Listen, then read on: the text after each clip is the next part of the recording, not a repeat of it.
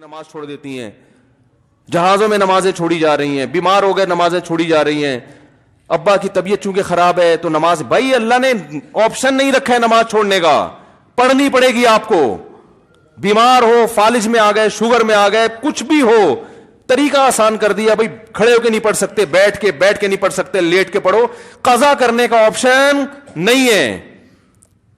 تو ہم چونکہ کنفیوز ہیں نا, کرنا ہے کہ نہیں کرنا ہے, تو کنفیوز آدمی کسی بھی چیز میں مطمئن نہیں ہوتا. آپ لاہور جا رہے ہیں, آپ کہہ رہے ہیں چلو پہلے کھانے والے جاؤں یا پہلے لاہور جاؤں یا پہلے کوئٹہ کی چکر لگا لوں, تو اور گاڑی اس اسٹائل میں ڈرائیو کر رہے ہو تو گاڑی کی سپیڈ بولو بھائی ہوگی, 5ویں گیئر میں ڈالو گے ہی نہیں آپ یہی سوچتے رہو گے یار پشاور مناسب رہے گا یا لاہور مناسب رہے گا, یا تو دونوں ایک ہی راستے پہ آ رہے ہو نا, پھر تو ٹھیک ہے. دونوں کا راستہ اگر الگ الگ ہے تو آپ کو کسی بھی سفر میں مزہ نہیں آئے گا. ہم اسلام کو فالو کر رہے ہیں اور اسلام کے علاوہ کفر کا راستہ وہ بالکل اپوزٹ ہے. دونوں راستوں پہ چلنا چاہتے ہیں تو کسی بھی راستے پہ چلنے کا مزہ نہیں آئے گا. تو ایک چیز پہ ڈٹ جائے, من رضی باللہ ربا, اے اللہ تو میرا رب ہے, بس میں اس پہ مطمئن ہو گیا, جو تو کہے گا وہ حرف آخر. وبالاسلامی وبی محمد النبی اور وبالاسلامی دینا, اور نبی صلی اللہ علیہ وسلم جو دین لے کر آئے ہیں اس کا نام کیا ہے؟ بولتے کیوں نہیں بھائی؟ اسلام, بس اسلام, اسلام کے علاوہ کوئی آپشن نہیں ہے. سمجھا پا رہا ہوں اپنی بات؟ پھر مزہ آئے گا اسلام کا انشاءاللہ. پھر ایسا ٹیسٹ ہے نا اسلام میں, ایسی لذت ہے کہ انسان دنیا چھوڑ دے, اسلام چھوڑنے کے لیے تیار نہیں ہوگا. ایسی لذت اللہ نے رکھی ہے اسلام میں, اور لوگوں نے قربانیاں دی ہیں. رسول اللہ صلی اللہ علیہ وسلم نے فرمایا, کان ممن کان قبلکم یؤخذ الرجل فیحفر له فی الارض فیؤتى بالمنشار فیوضع على مفرق راسه ثم یجعل شقین ولا یصده ذلك عن دینی. فرمایا پچھلی امتوں میں ایک شخص کو جو اسلام پہ چلتا تھا لایا جاتا تھا, اس کے لیے گڑھا کھود کے اس کو اس میں آدھا دفن کیا جاتا, پھر ایک آڑا لا کے اس کے سر کے بیچ میں رکھ کے اس کے 2 ٹکڑے کر دیے جاتے, مگر وہ اسلام چھوڑنے کے لیے تیار نہیں ہوتا. کیونکہ نیچر ہے نا, انسان کی فطرت ہے یہ. پھر اس پہ جب آپ چلو گے تو آپ کو خوش رہنے کے لیے گٹکوں کی ضرورت نہیں پڑے گی, زنا کی ضرورت نہیں پڑے گی, ڈراموں فلموں کی ضرورت نہیں پڑے گی. آپ کہہ سکتے ہو ہم تو نماز پڑھتے ہیں مزہ نہیں آ رہا. بھائی پہلے عادت تو ٹیسٹ گین کرنا پڑتا ہے نا. دیکھو یہ جو کمپنیاں نئی نئی پروڈکٹ جب ان کی مارکیٹ میں آتی ہیں تو لوگوں کو اس کا عادی بنانے کے لیے فری میں بانٹتی ہیں. کہتے ہیں نا تھوڑا ٹیسٹ گین ہونے دو. کتنی لذیذ چیز ہو, پہلی دفعہ لذیذ نہیں لگتی انسان کو. وجہ اس کی ہے کہ اپنی عادت خراب کر دی اس نے.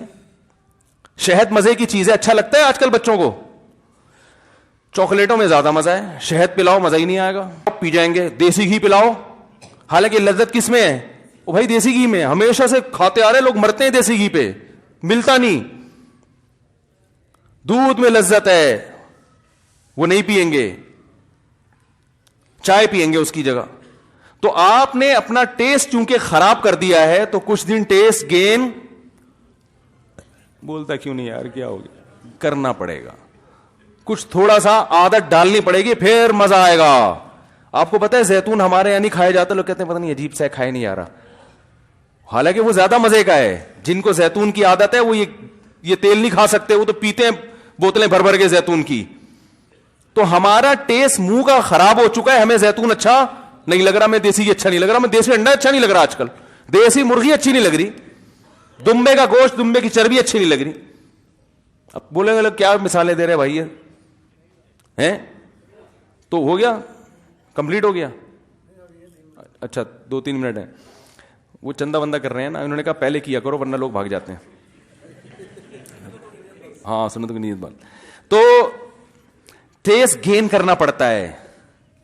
کسی بھنگی کو پہلی دفعہ نہلاؤ وہ بے ہوش ہو جائے گا کہ یار یہ کیا, میں صاف ستھرا کیوں ہو گیا ہے, یہ کیا ہو گیا, یہ بدبو ہی نہیں آ رہی.